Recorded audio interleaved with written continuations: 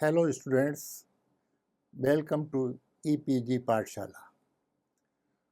I am Dr. S.P. Sood, retired Associate Professor, Department of Library and Information Science, University of Rajasthan, Jaipur. Today we will study Modules 2, History of Catalog Codes. It is a part of Knowledge Organizational Structure, Cataloguing. Let me introduce with the module. A catalog must function properly and grow with the collection of a library. The entries, description, arrangement, and style must be uniform. Till about the middle of 19th century, the catalogs of libraries were based on a set of rules drafted by an individual cataloger in a casual way on the basis of long tradition and practice prevailing in the library. Hence, there was no uniformity in the catalogs of different libraries. The following are the objectives of this module. First objective is to discuss the situation of library catalogs before the creation of catalog codes, to define catalog code, to discuss the history of and development of important catalog codes of the world.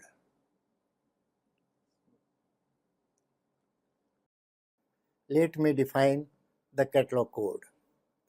The catalog code means a set of rules with defined terminology designed for cataloging purposes, and rules means single provision to carry out cataloging work. The catalog codes and rules guide the cataloger as to how the entries for books are to be prepared so that one and the same system and pattern might exist for ever whosoever has done it. Cataloging should not depend on the flair and fade of an individual. Now, let me quote the definition of Dr. S.R. Ranganathan. Library catalog is an ancient library tool, but catalog code of a rigorous kind is of recent origin. It first attained rigor in state local codes, that is, in individual libraries. Now it is attaining rigor in national codes, and international code is yet to be established. Development of catalog codes. After the beginning of the 17th century, Thomas Bodley evolved a catalog code for the Oxford University Library. He included, along other regulations, classified arrangement with an alphabetical author index arranged by surname. He advocated the entry of noblemen under their family names. However, the idea of an entry under the surname was first developed by a British bookseller, Andrew Mounsell, in 1595. In 1697, Frederick Rostgaard published in Paris his discourse on a new method for setting up a library catalog. Its second edition was published in 1698. He provided for a subject arrangement subdivided at once chronologically and by size of the volume. Directions are given for an alphabetical index of subject and authors at the end of the catalogs. Authors are to be entered by surname. Works bound together are to have separate entries. Authors' names are to be supplied for anonymous works when known. First time in France, the use of card was made for catalogue in 1775 by Rosier for preparing the catalogue of Paris Academy of Science. In 1791, in France, first time a national code was evolved and instructions were issued to follow it. Libraries were also asked to use the card catalog. Title page was to be transcribed on the card and the author's surname underlined for the filing word if there was no author. The keyword in the title was to be underlined. A collection was added which was to be included the number of volumes, size, a statement of illustrations, the material of which the book was made, the kind or type and missing pages, and a description of the binding if it was outstanding in any way. The important modern catalog codes are described as follows. First, systematic catalog code is known as British Museum Code, which was brought out in 1841. And the title of the catalog code was Rules for Compiling the Catalogues of Printed Books, Maps, and Music in British Museum. It was published by London British Museum. Revised edition came out in 1936, which was further reprinted in 1948 and 1951. The earliest code of cataloging, which was exerted considerable influence over the subsequent codes in Peniz's 91 rules printed as prefatory matter in the British Museum Catalogue of 1841. Sir Anthony Penizzi, who was born in 1797 and died in 1879, he, with his two associates, J. Winter Jones and Edward Edwards, formulated the first version of famous 91 rules in 1837, was accepted in 1839 and was published in 1841. These rules are for the entry of authors only. The importance of this code lies not only in the fact of its continuing application to the catalogue of a great national library, but also in its primacy. That is, it was the funding code being the first systematic code of rules. It laid down the foundation for further codes which covered rules for author and title entries. British Museum Code 1841. The trustees of the British Museum finally approved the adoption of Peniz's Code of Rules for Cataloguing, and even today it forms the basis on which the British Museum Catalogue is being compiled. Till 1887, the original 91 rules were faithfully adopted in the cataloguing process of British Museum. The latest 1936 edition contains only 41 rules. It means total 91 rules were reduced to 46 rules. The objective implicit in British Museum rules for entry are two. The first objective is to enable the user of the catalogue to determine really whether or not the library has the book he wants. The catalogue is constantly searched by many readers and members of the staff of the library, and the quicker this information can be found, the better is the catalog. The second objective is to reveal to the user of the catalog under one form of the author's name what works the library has by a given author and what editions or translation of a given work. Asdale says Penige's rules were the first thorough code ever drawn up. The second catalog code is known as Charles C. Javid Code, which was brought out in 1852. At about 1850, the American libraries seriously considered the need to bring out a code of cataloging rules. Javid, who was the librarian of Smithsonian Institute, prepared a code of 39 rules in 1852. These rules were modeled after Penige's rules and issued under the title Smithsonian Report on the Construction of Catalogues of Libraries and Their Publications by means of separate stereotyped titles with rules and examples. These rules were again limited to the author entries but included a model subject index.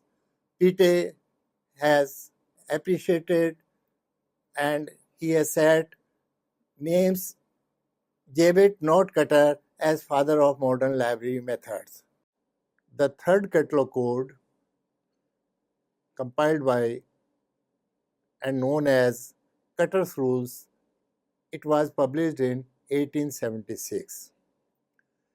1876 is an epoch-making year in the history of cataloging, for in this year was published Charles Amy Cutter's Rules for a Dictionary Catalog. In abbreviated form, this code is known as RDC and it contained 205 rules. The latest, fourth edition, was published in 1904 from Washington.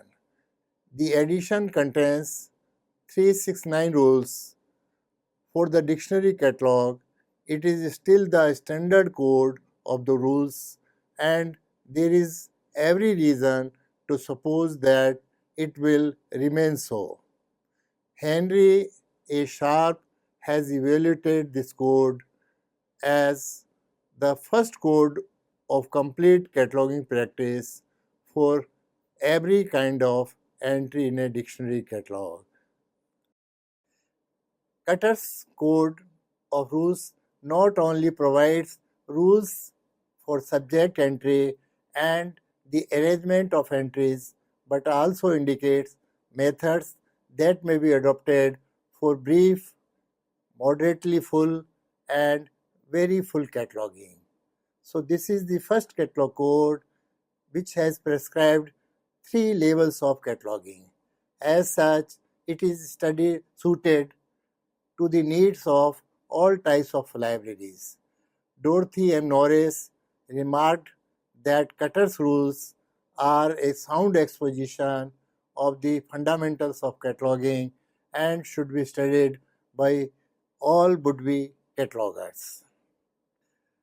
Cutter strengthened the concept that catalogs not only should point the ways to an individual publication but should also assemble and organize literary units. Dr. S. R. Ranganathan has remarked him as genius and his work RDC as classics and immortal. Other features of the code include rules for corporate authorship, more developed and numerous than British Museum, with valuable discussion on the difficulties, entry under name of institution, but government organizations under place name, division of corporate authorship in 4 types, double entry recommended quite often when no alternative is completely acceptable, A list of objectives is given at the beginning of the code, followed by a comprehensive list of definitions, rules for cataloging, special materials, that is, manuscripts, maps, etc., by other compilers are included at the end of the work. The next catalog code, fourth catalog code, is known as the Persian instructions. In short, we call it as PIN code, which was brought out in 1899. The Persian instructions rules for the alphabetical catalogs of the Persian libraries, translated from the second edition by Andrew Osborne, 1938. This catalog code is a significant contribution to cataloging rules after Qatar is found in Persian instructions. PIN may be taken to be the second important code of a non-local nature. It was designed originally for compiling a union catalog of the then German state libraries. Although not very influential in English-speaking countries, PIN did influence cataloging in Holland, Sweden, Norway, Denmark, Hungary, Switzerland, etc. The basic PIN, like British Museum Code, has fairly short entries and few added references are used for alternative approaches to some documents. In addition, PIN is one of the few codes to include specific instructions for various degrees of limited cataloging. Filing instructions are also included. In continuation of the PIN code, the most outstanding feature is that it does not recognize the concept of corporate authorship. They are treated either as of personal authorship or anonymous works. Dr. Osborne makes three criticisms of PIN in the introduction of his translation. First criticism was rules are too complicated. Second criticism was too few references are allowed. And the third criticism is too many titles do not lend themselves readily to the prescribed formulas. The next catalog code is Daisuke Code of 1886. In 1886, Professor K. Daisuke, a German librarian, published his code, which was translated into English by an American librarian, K. A. Linderfeld, and it was published in 1890. Special features of this code are as follows. First, it does not accept the principle of corporate authorship, entry being made under title, and second, the grammatical arrangement of title entries is preferred as compared to Anglo-American practice of natural word order. Andrew Osborne has praised this code due to three reasons. First, it is not a theoretical utterance but consists of carefully thought out rules based on practical experience. Second, wording throughout is clear and all terms have been defined. And third one, the grasp of essential displayed by its framers is truly noteworthy. The next catalog code now I am going to discuss is AngloAmerican Code 1908. The title of this catalog code is Cataloguing Rules, Author and Title Entries, compiled by the committees of the Library Association and the ALA, and published as American edition and British edition. The American Library Association 1876 and Library Association 1877 issued independent set of rules in 1878 and 1883 respectively, but decided to issue a combined code to secure greater uniformity in cataloging between English-speaking areas. It was issued in 1908. L.S. Jast and Henry Guppy, the two eminent British librarians, and Melville Davy, representing the American libraries, played a significant role in producing this joint code. The 174 rules related to the entry, heading, and descriptive cataloging of the works for an author and title catalogs, guided chiefly by the requirements of large libraries of a scholarly nature. The preface acknowledges and the notes throughout the text indicate the influence of Qatar, Penn, British Museum Code, and LC rules. A code gives more importance to corporate author and commits first time the blunder of the distinguishing between institution from society.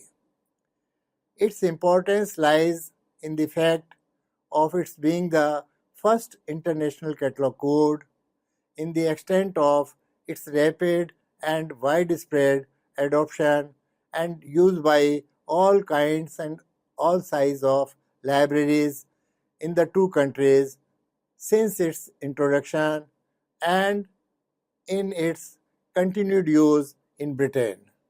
Its definitions are more acceptable than that of RDC. A code was criticized as being the too elaborate for application to small libraries and for its omission to provide rules for subject entries. There are no rules for alphabetization. The rules for maps and atlases are inadequate. No rules have been provided in the section on government publications for reports by committees, royal commission, etc., or for government institutions such as Science Museum. Again, there is no rule for change of name of corporate authors. The examples are one of the weakest elements of the code. Many examples are in German or in Latin. By the 1920s, A code was under criticism and the need for revision was repeatedly expressed. Some called for simplification, saying the rules were too fuzzy. Others wanted more details. Those who wanted details won. In 1930s, Committee of ALA and LA began to revision. The LA dropped out at the outbreak of the war. The ALA continued alone, producing a draft code in 1941. The final version appeared in 1949, covering author and title headings, the rules for description being separately published by Library of Congress as rules for descriptive cataloging.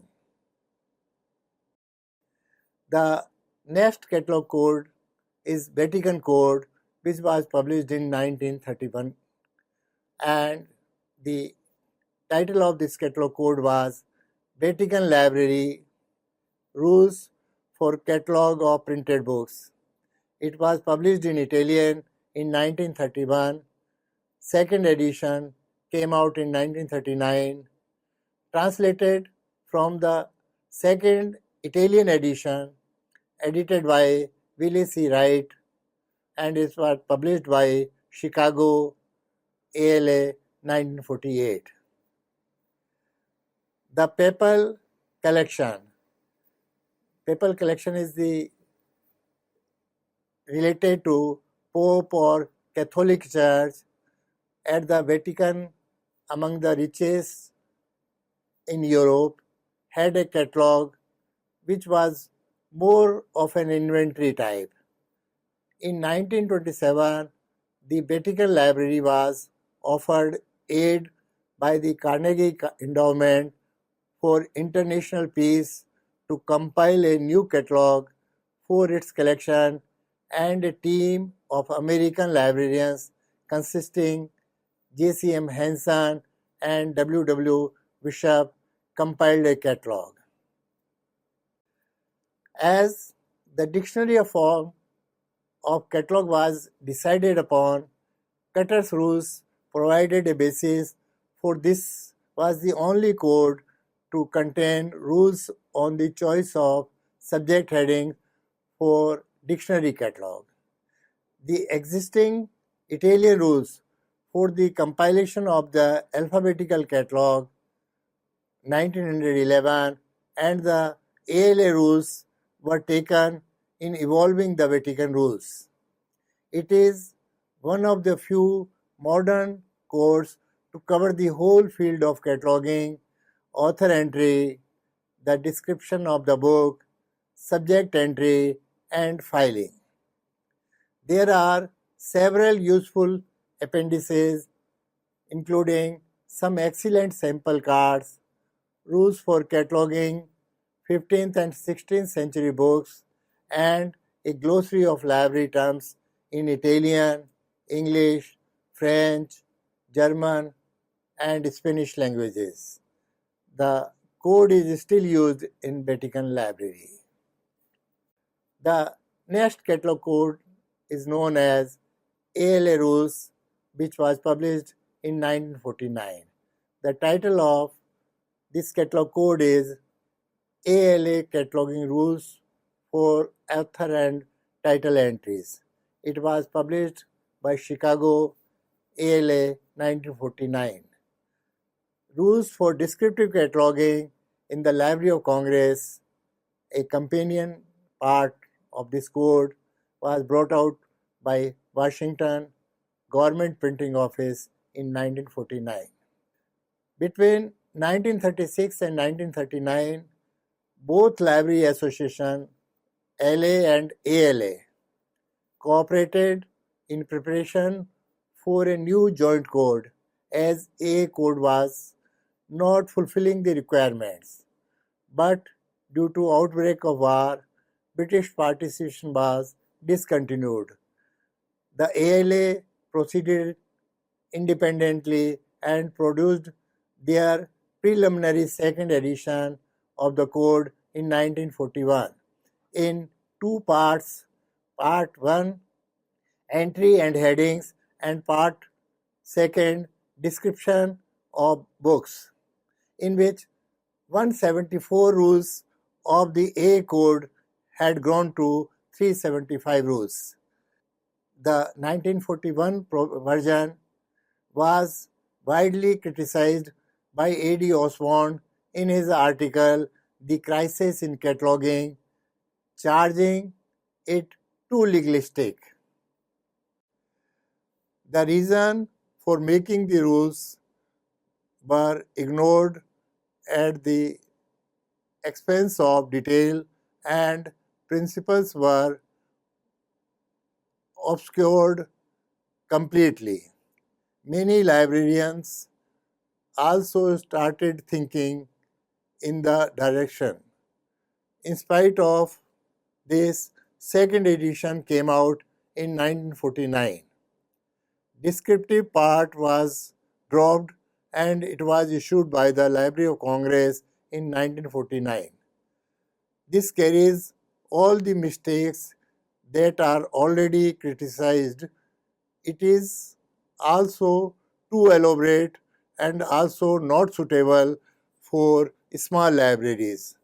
J. Shera has criticized this code, saying that the 40 some pages in 1908 has blossomed into over 200 in 1949, an increase in bulk of some 500%, while the 15 or more pages of descriptive cataloging in 1908 were now 100. To the cry of greater simplification, he proclaimed the answer of profession has been expand the code from a total of 88 pages in 1908 in a total of 406 pages in 1949. The gist of the outstanding criticism of Samuel Lubezki would be worth mentioning here, which he expressed in his library bird-shaking booklet entitled Cataloguing Rules and Principles, which was published in 1953. His criticism against the codification of cataloging rules that were full of complexities, redundancy, inconsistency, and unnecessary elaboration was widely welcomed. Lubezki indicated a way of establishment of simple and workable code based on well-defined principles recognizing more generalized conditions. The review of his logical genesis of the ALA rules for corporate entry, right from Panizzi to Qatar to the present, reveals the basic problems relating to the entry under names of place as well as distinctive and common names. Lubezki's recommendations and solutions to the problems are unique and important from practical point of view. A committee was formed and Lubezki was appointed as chairman in 1956, and he published his first draft in 1960 under the title Code of Cataloging Rules, Author and Title Entry. The next catalog code of Indian origin is known as Classified Catalog Code. In short, it is known as CCC. Its first edition came out in 1934 and latest fifth edition came out in 1964. The Classified Catalog Code, first published in 1934, is a unique contribution of Dr. S.R. Ranganathan from India, which can be claimed as a universal code. It is the first code complete in every respect for a classified catalog. The subject approach has been recognized as the dominant one in CCC. The arrangement of cards in the catalog trays follow the order of the classification scheme. It also provides facility for preparing another part of the catalog known as alphabetical part. This part contains alphabetical arrangement by authors, collaborators, series, editor of series, and titles. It gives rules for main entry, class index entry, book index entries, cross-reference index entries, for single volume book, multi-volume book, composite book, periodicals, national bibliographies, union catalog of books and periodicals, indexing and abstracting periodicals.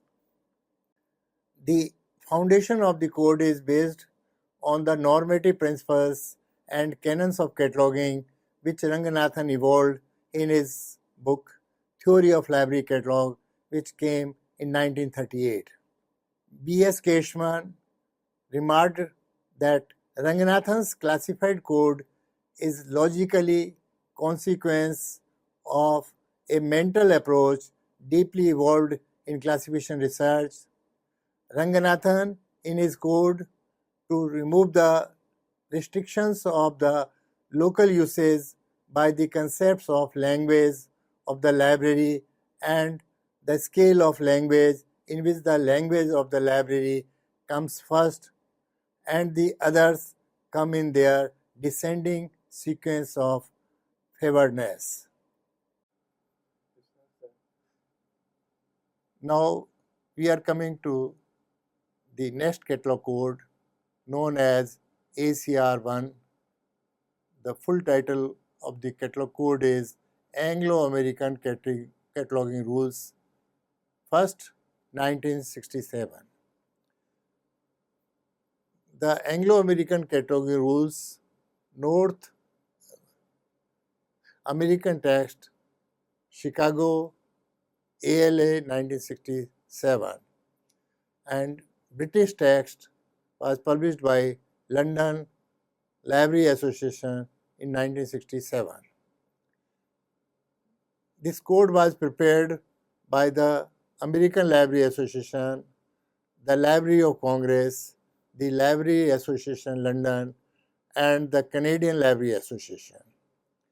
It was edited by Samuel Luedtzky from 1956 to 1962, but later on, due to difference of opinion on rules for institution, he resigned and Mr. C. Sumner Spalding completed the work in 1962-65. ACR1 is real science, represents the result of 35 years of activity in the codification of cataloging rules for the British and American libraries. British text is having 216 rules, while American text is having 226 rules.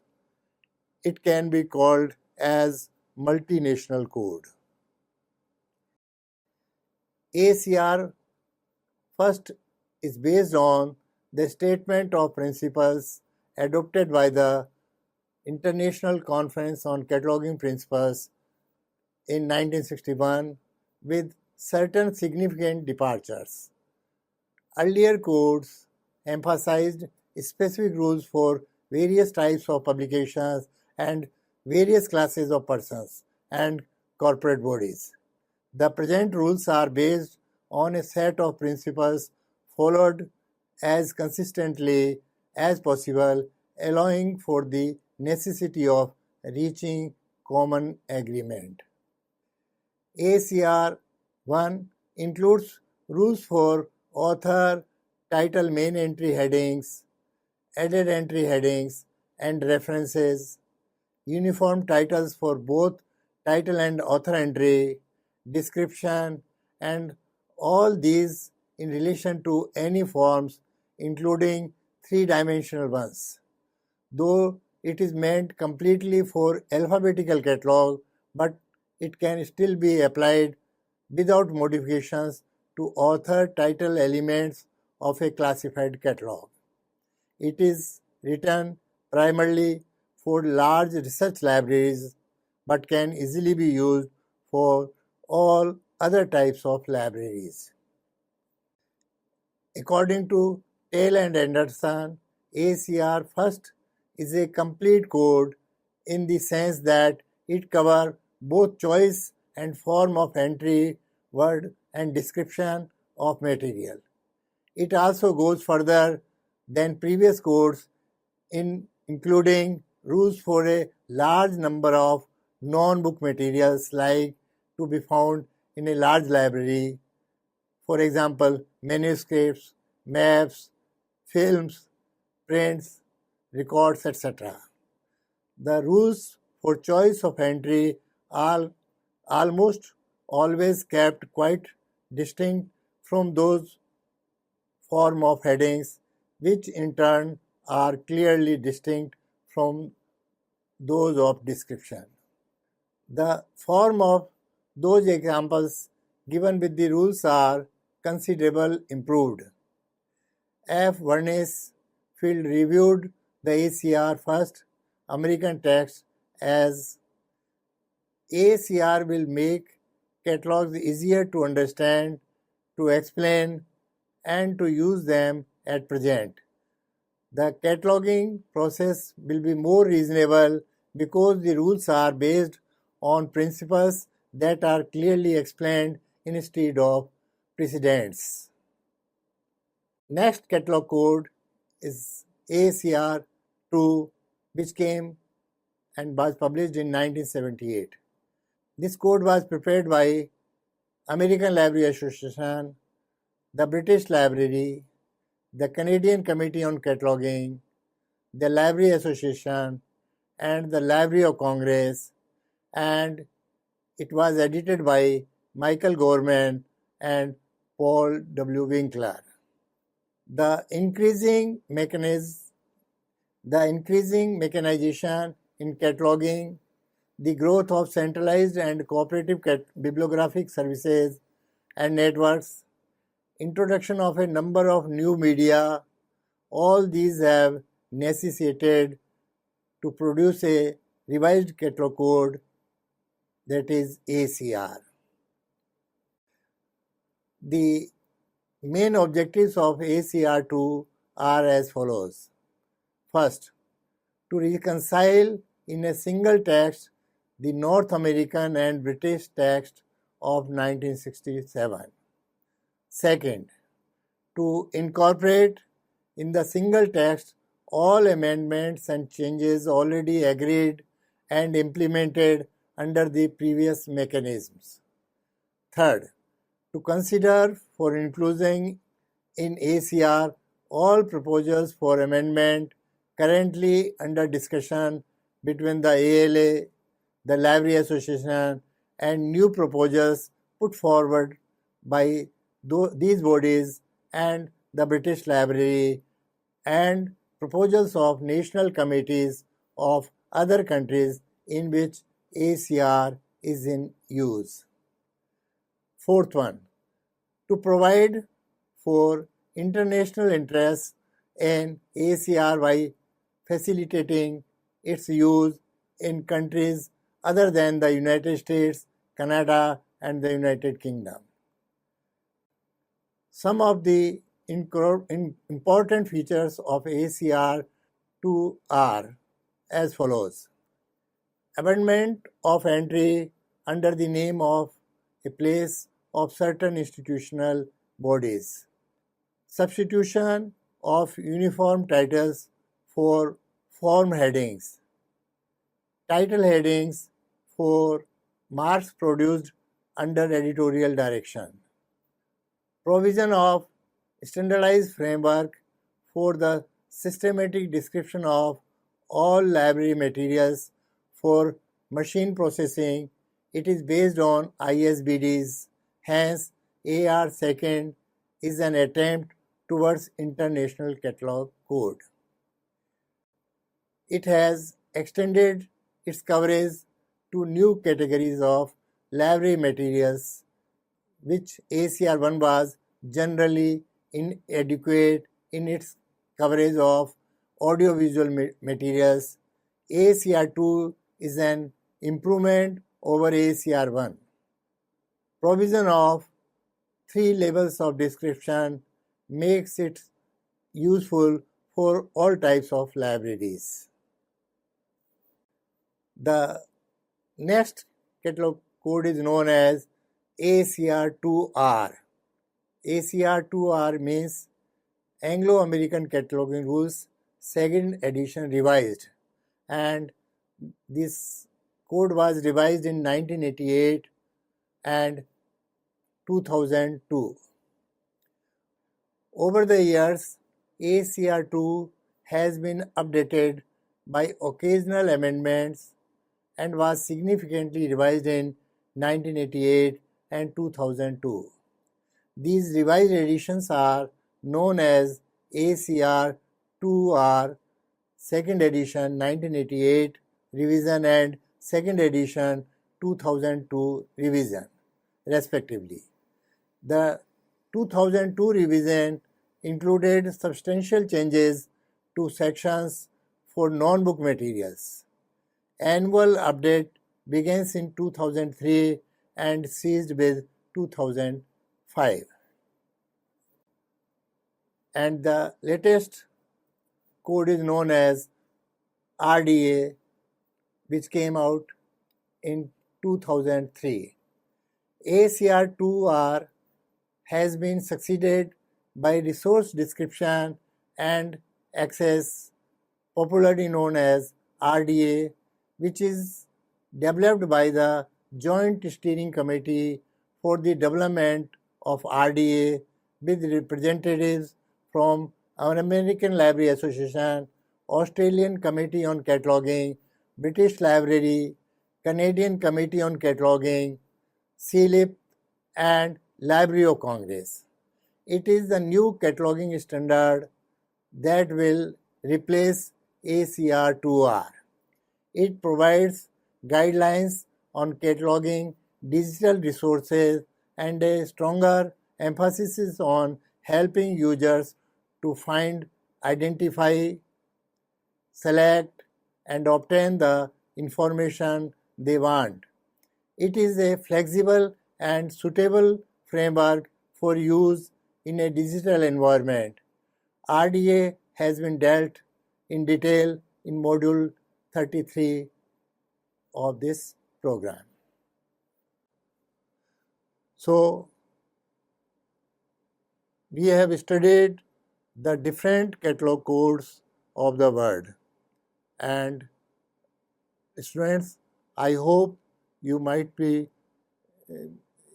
getting knowledge about the catalog codes of the world which are in existence or which were brought out during the last 2 centuries. Thanking you.